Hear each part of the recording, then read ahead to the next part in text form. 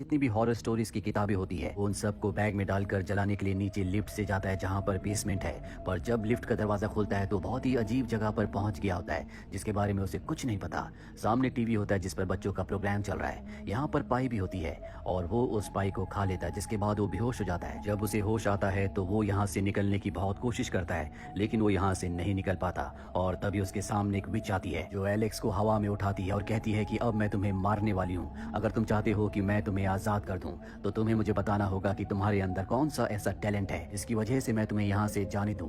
Alex बहुत ज्यादा घबरा गया होता है। वो विच से कहता है कि मैं हॉरर स्टोरीज लिख सकता हूँ। विच कहती है ठीक है, तुम्हें हर रोज एक हॉरर स्टोरी लिखकर मुझे सुनानी होगी और जिस दिन तुमने हॉरर स्टोरी नहीं लिखी उस दिन मैं तुम्हें मार दूंगा। इसके बाद विच वहाँ से चली जाती है। एलेक्स एल्मीरा में डर कर छुप जाता है और तभी वो एल्मीरा से बाहर देखता है जहाँ पर एक इनविजिबल कैट होती है। ये कैट विच की है। एलेक्स डरते हुए एल्मीरा से बाहर आता है और तभी वो कैट उसके ऊपर हमला कर देती है। एलेक्स एक दरवाजे से टकराकर एक कमरे में जा गिरता है जहां अंदर उसे एक लड़की मिलती है जिसका नाम यास्मीन है। यास्मीन उसे बताती है कि विच ने मुझे यहाँ पर कैद किया है। वो यहाँ पर बच्चों को लेकर आती है और उन्हें मार देती है। उसने मुझे इसलिए नहीं मारा क्योंकि मैं उसके सारे काम करती हूँ। मुझे पता है कि तुम स्केरी स्टोरीज लिखती हो और इसीलिए विच ने तुम्हें छोड़ दिया। अब तुम बस यहाँ पर सब कुछ भूल कर उसके लिए स्टोरीज लिखते रहो। एलेक्स कहता है कि मैं यहाँ पर नहीं रुकूंगा, मैं यहाँ से भाग जाऊंगा। कुछ देर बाद वो देखता है कि नताशा बाहर से अंदर आई है। वो दरवाजा खुला छोड़ देती है और इस मौके का फायदा उठाकर वो यहाँ से भागना चाहता है। पर जैसे वो दरवाजे से बाहर निकलने की कोशिश करता है दरवाजा दीवार बन जाता है जिससे टकराकर वो वहीं पर गिर जाता है। जिसके बाद विच वहां पर आती है और कहती है कि आज के बाद यहाँ से भागने की कोशिश मत करना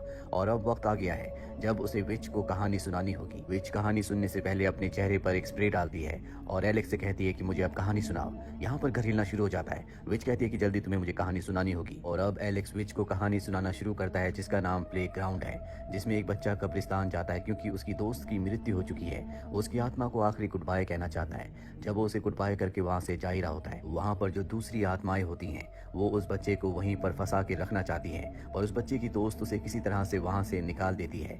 जिसके बाद ये दोनों के दोनों एक दूसरे को फाइनल गुड बाय कहते हैं। अब ये कहानी खत्म हो चुकी है जिसके बाद घर एक बार फिर से हिलना शुरू हो जाता है। विच को ये कहानी बिल्कुल पसंद नहीं आती। वो एलेक्स से कहती है कि तुम्हें इसकी एंडिंग को चेंज करना होगा, इसकी एंडिंग हैप्पी नहीं होनी चाहिए।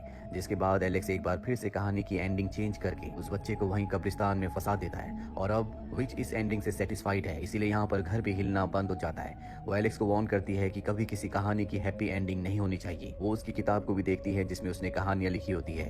वो एलेक्स से कहती है कि तुम्हें और भी कहानियां लिखनी होगी, नहीं तो मैं तुम्हें मार दूंगी। और अब एलेक्स यहाँ पर कहानियां लिखने की कोशिश करता है पर उसके दिमाग में कुछ भी नहीं आ रहा होता। इसीलिए वो यहाँ पर रखी हुई बहुत सारी किताबों में से उठाकर एक किताब पढ़ना शुरू कर देता है जो कि एक लड़की ने लिखी होती है। उस लड़की ने उस किताब में एक हिडन मैसेज भी लिखा था जिसमें उसने लिखा होता है कि विच ने यहाँ पर उसे यूनिकॉर्न दिखाकर हमेशा के लिए फंसा दिया। इस बारे में वो यास्मीन से पूछता है। यास्मीन कहती है कि सच नहीं है, वो लड़की यहाँ पर आई थी अपनी फेवरेट डिश देखकर। जिस तरह से तुम पाई खाने के बाद यहाँ फंस गए उसी तरह से वो लड़की भी फंस गई थी पर उसे यास्मीन की बात पर पूरी तरह से यकीन नहीं आता। इसीलिए उस लड़की की कहानियां पढ़कर और भी हिडन मैसेज को डिकोड करने की कोशिश करता है। साथ में उसने जितनी भी कहानियां लिखी थी वो उन सब की हैप्पी एंडिंग को चेंज करके हर रात को विच को कहानी सुनाता है। पर विच को ये कहानियां बहुत ज्यादा पसंद नहीं आ रही होती। वो एलेक्स से कहती है कि अच्छी कहानी वही होती है जो रियलिटी के बहुत करीब हो। और अब एलेक्स उस लड़की की और भी किताबें ढूंढना शुरू कर देता है और एक दिन उसे एक और हिडन मैसेज मिलता है जिसमें उस लड़की ने लिखा होता है कि मुझे वो चीज मिल चुकी है जिससे मैं आज रात को यहाँ से भागकर अपने मॉम डैड के पास जा सकती हूँ। और अब ये मैसेज पढ़ने के बाद एलेक्स के दिल में भी एक उम्मीद जाग उठती है। लेकिन तभी यहाँ पर यास्मीन आती है जो एलेक्स से कहती है कि हमें विच के मैजिकल गार्डन में जाना होगा जहाँ पर स्पाइडर ने बहुत सारे अंडे दिए हैं। ये उस जगह जाकर अंडे फोड़ना शुरू कर देते हैं और तभी एक स्पाइडर अंडे से बाहर निकलकर यास्मीन के ऊपर हमला करती है। एलेक्स उसे बचा लेता है और ये स्पाइडर के उस बच्चे को स्पाइडर के ही जाल में फंसाकर यहाँ से निकलने लगते हैं। और तभी विच की कैट स्पाइडर को मारने के लिए उस पर हमला करती है जिससे वो जाल में फंस जाती है पर उसे भी एलेक्स बचा लेता है, साथ ही उस स्पाइडर को मार देता है। अब क्योंकि स्पाइडर के चक्कर में विच के पूरे गार्डन में बहुत तबाही हुई होती है इसीलिए विच जैस्मीन को टॉर्चर करना शुरू कर देती है जो देखकर एलेक्स को बहुत दुख होता है। इसीलिए वो सारा इल्जाम अपने ऊपर ले लेता है कि वहाँ पर जो कुछ हुआ उसमें मेरी गलती थी। ये सुनकर विच जैस्मीन को छोड़ देती है। साथ ही यहाँ पर विच की जो कैट है अब वो इन्हें पसंद करने लगी है। और सबसे बड़ी प्रॉब्लम ये है कि एलेक्स की कहानियां अब खत्म हो रही है। इसीलिए यास्मीन से कहता है कि मेरी कहानियां खत्म हो रही है, मेरे दिमाग में अब कोई भी नई कहानी नहीं आती, मुझे विच मार देगी। लेकिन इससे पहले कि वो ऐसा करे हमें यहाँ से निकलना होगा। यास्मीन कहती है कि यहाँ से निकलने का एक ही रास्ता है जहाँ से विच बार बार अंदर आती है, लेकिन उस दरवाजे की चाबी कहाँ पर है मुझे नहीं पता। ऐसे विच तुम्हें मारेगी नहीं बल्कि वो तुम्हें डॉल में बदल देगी। और इसके बाद वो उसे बहुत सारी डॉल्स दिखाती और बताती है कि सब के सब कभी इंसान थे पर विच ने इन सब को डॉल्स में बदल दिया। एलेक्स जब उन डॉल्स को ध्यान से देखता है तो उसे पता चलता है कि इन डॉल्स में वो यूनिकॉर्न वाली लड़की नहीं है जो यूनिकॉर्न देखकर यहाँ पर आई थी क्योंकि उसके गले में यूनिकॉर्न का लॉकेट था। इसका मतलब ये है कि वो लड़की यहाँ से भागने में कामयाब हो गई थी। अभी और भी क्लूज ढूंढने के लिए एक बार फिर से लाइब्रेरी में जाते हैं, जहाँ पर इन्हें एक ड्रिंक की रेसिपी मिलती है। इस ड्रिंक को पीने के बाद विच सो जाएगी, पर सबसे बड़ी प्रॉब्लम ये होती है कि इस ड्रिंक में बहुत स्मेल है और इसमें ये फॉर्मूला नहीं लिखा होता है कि स्मेल को कैसे दूर किया जाए।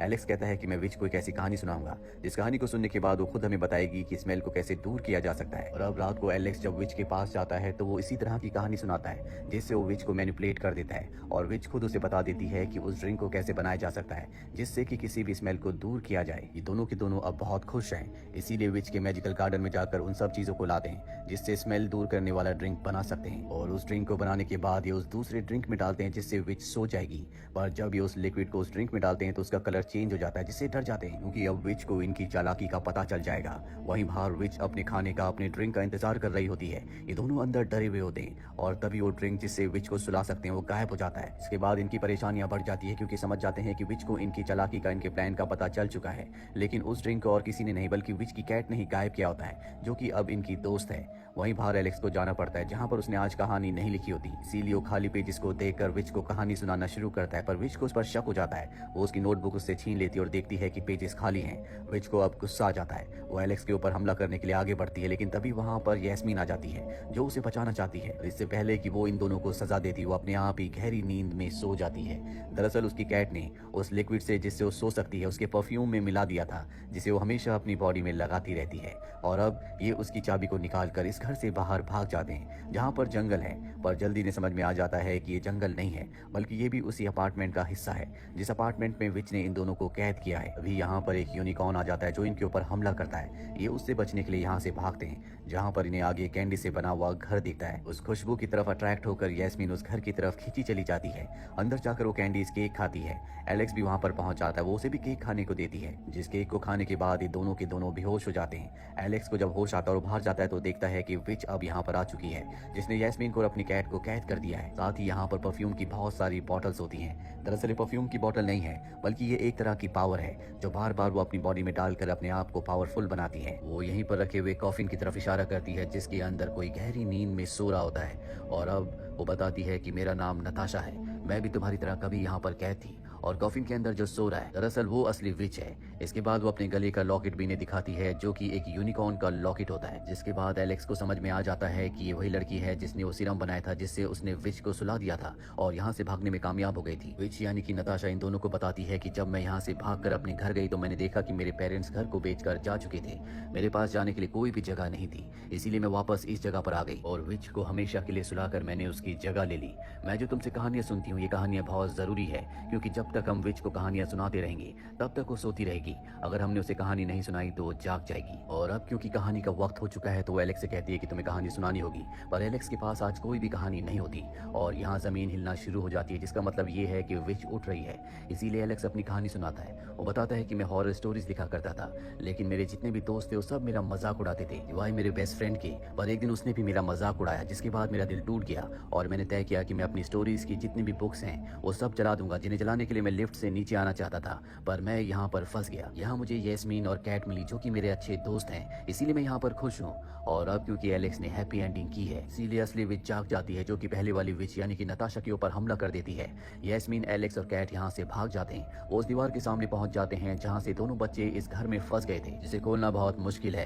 पर तभी यहाँ पर यैस्मीन अपने ऊपर उसी सेंट को, उसी परफ्यूम को छिड़कती है जो कि हमेशा नताशा अपने ऊपर छिड़का करती थी जिसके अंदर विच की शक्तियां हैं। और उस परफ्यूम को छिड़कने के बाद वो यहाँ पर दीवार को हटाकर लिफ्ट का दरवाजा खोल देती है और ये ऊपर की तरफ जाने लगते हैं। वहीं असली विच को दिखाया जाता है जो नताशा को एक ही वार में मार देती है और लिफ्ट के ऊपर पहुंच जाती है जिसके अंदर दोनों बच्चे हैं। वो इनके ऊपर हमला करना चाहती है लेकिन किसी तरह से लिफ्ट से बाहर आ जाते हैं। पर विच से बचना इतना आसान नहीं है। वो यैस्मीन को पकड़ लेती है पर इससे पहले कि वो यैस्मीन को मार दी, यहाँ पर एलेक्स कहानी सुनाना शुरू करता है जो कि बहुत ही बेहतरीन कहानी होती है और उस कहानी को वो एक सस्पेंस पर छोड़ देता है। हालांकि एलेक्स इस कहानी को मन से बना रहा होता है लेकिन वो विच को ये शो करता है कि वो इसे बुक से पढ़ रहा है और अब उस बुक को वो आग में फेंक देता है। विच उस बुक को बचाने के लिए आग में कूद जाती है और ये डोर बंद करके विच को अंदर ही कैद कर देते हैं। इसके बाद विच की उस जादुई दुनिया से निकलकर ये एलेक्स के घर पहुंच जाते हैं, जहां पर एलेक्स के मॉम डैड उसे देखकर बहुत खुश होते हैं क्योंकि वो उसे बहुत वक्त से ढूंढ रहे थे। और अगले दिन हम न्यूज़पेपर में एक आर्टिकल देखते हैं जिसमें लिखा होता है कि यस्मीन नाम की बच्ची जो पिछले 3 सालों से गायब थी, अब वो उनके पेरेंट्स को मिल चुकी है,